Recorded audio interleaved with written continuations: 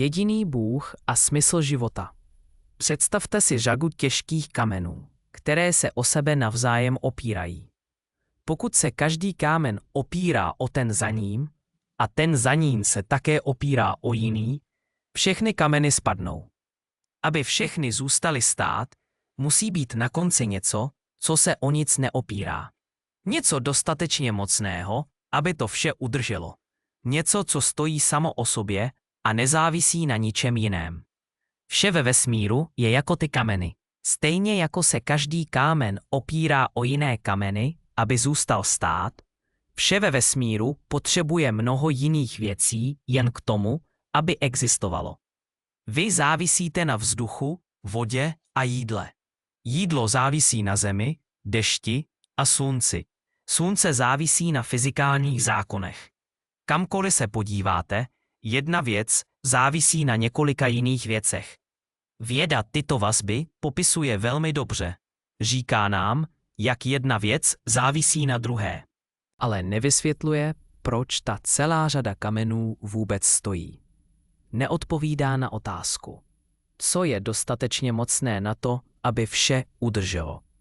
Abychom to pochopili, musíme se podívat za řetězec závislých věcí.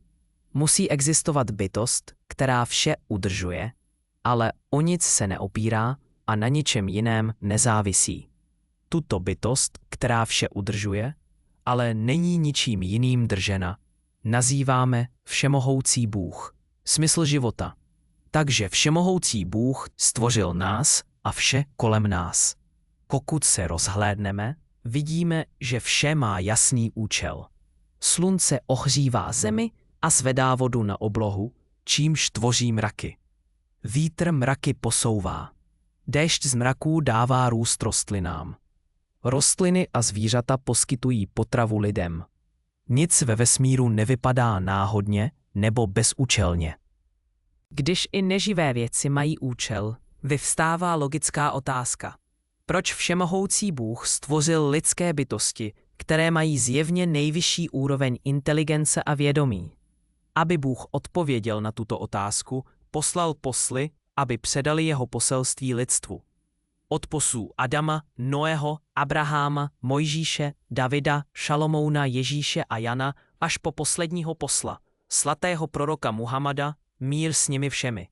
Každý posel přišel se stejným jasným poselstvím. Bůh stvořil lidské bytosti, aby ho uctívali a poslouchali. A tento pozemský život je neustálou zkouškou naší poslušnosti vůči Bohu.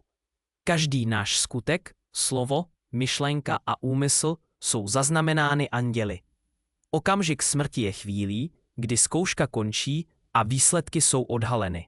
Ti, kteří žili s vírou ve všemohoucího Boha a konali spravedlivé skutky, dosáhnou úspěchu v ráji na věky.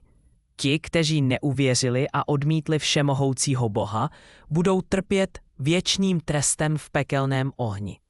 Jak poznáme pravdu? Jak víme, že poslové přišli? Zanechali po sobě božské knihy, které obdrželi od Boha.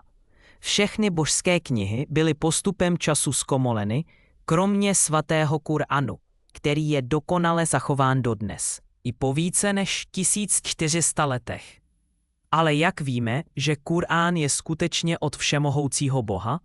Zamysleme se nad nezbytnými vlastnostmi Boha. Musí být bez počátku a bez konce.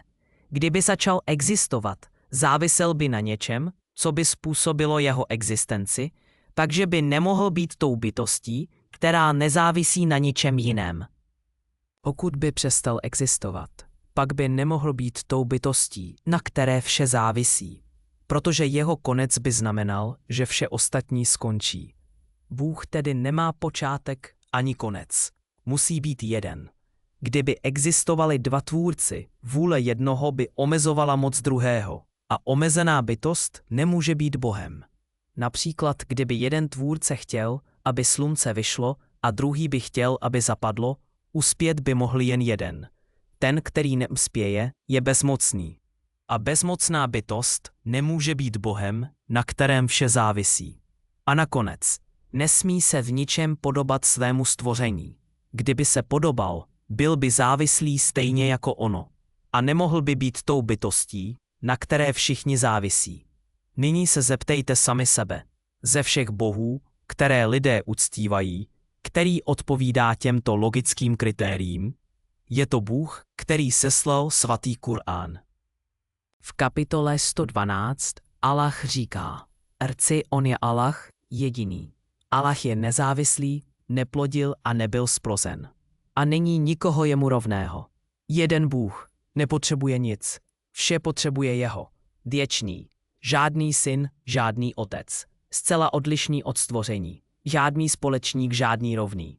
Kurán popisuje Boha přesně tak, jak to vyžaduje logika. Toto není náhoda. To je důkaz, že svatý Kurán je skutečně kniha seslaná stvořitelem vesmíru, všemohoucím Allahem. Pozvánka. Zveme vás tedy k islámu, k uctívání pravého Boha, který stvořil nebesa, zemi a vše, co existuje. Chcete-li vstoupit do islámu, stačí upřímně říci: vyznávám, že není Boha hodného uctívání kromě Allaha. A vyznávám, že Muhammad je posel Allaha. Ašhadu an la ilaha illa Allah a ašhadu anna Muhammadan Rasulullah. Pokud se mýlíme, ztratíte 3 minuty. Pokud máme pravdu, ztratíte vše v nekonečném posmrtném životě tím, že odejdete. Dveře k věčné blaženosti jsou do kořán otevřené. Projdete jimi